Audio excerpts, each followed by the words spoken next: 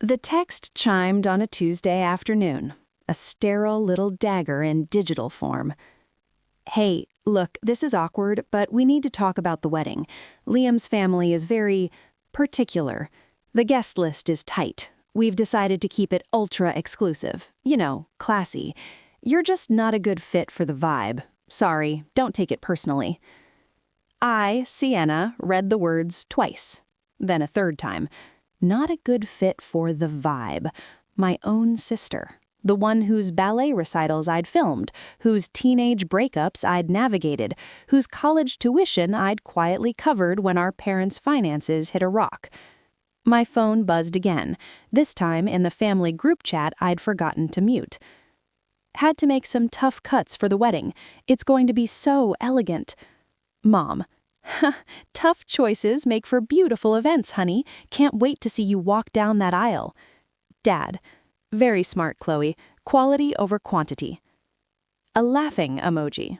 My mother had reacted to my social exile with a laughing emoji. A cold, clear calm settled over me. It wasn't hurt, not anymore. It was the quiet before the storm of consequence. They had no idea. No idea that the freelance graphic designer they pitied, the one with the cute little apartment, was the silent owner of Lux Events, the premier wedding planning firm Chloe had gushed about for months, the one she'd begged to secure, not knowing the elusive S.L. James was her unclassy sister. She didn't know I'd pulled every string, called in every favor, and yes, paid every single inflated deposit to make her dream wedding at the impossible-to-book Cliffside Manor a reality. The $300,000 wire transfer from my business account to secure the date, the caterer, the florist, the orchestra, it had all been my wedding gift, a gift I'd planned to reveal at the reception, a grand, forgiving gesture. Now, it was just leverage. My fingers hovered over the screen. I typed a single line in the group chat, my reply landing beneath my mother's laughing emoji like a guillotine blade. Understood. I'll cancel the classy payments too. The reaction was instant and delicious. Question mark, question mark, question mark? What payments? What are you talking about? Sienna, don't be dramatic. This isn't about you. What payments could you possibly be canceling? I didn't answer. I switched to my work phone and opened the master file for Project Dove, Chloe's wedding.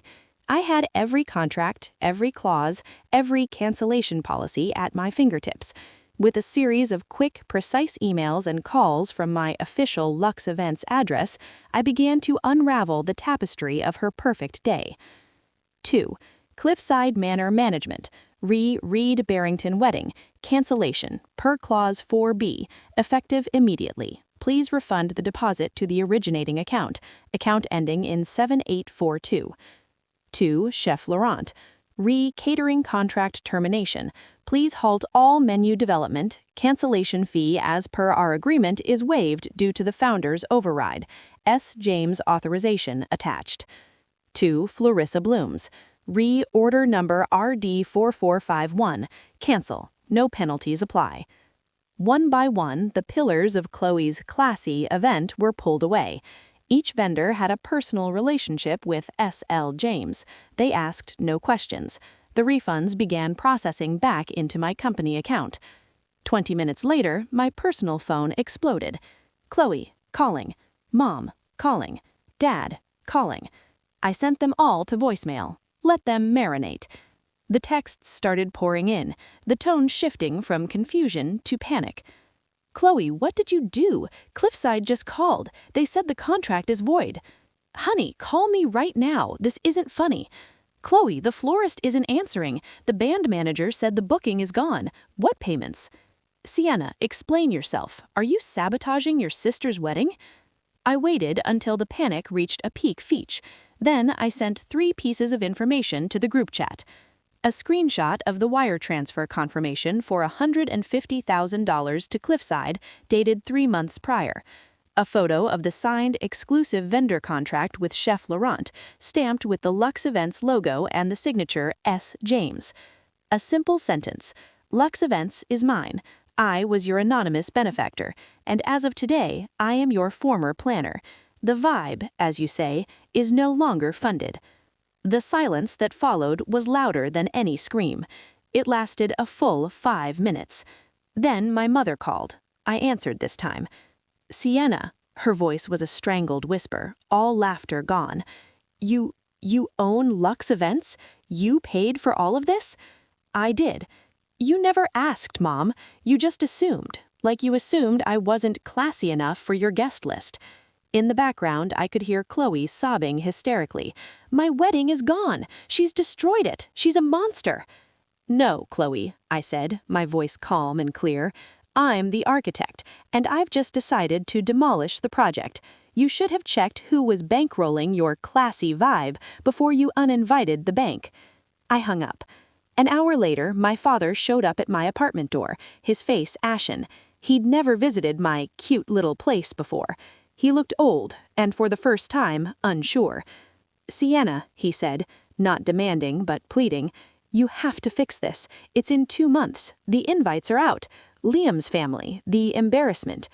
I leaned against my doorframe.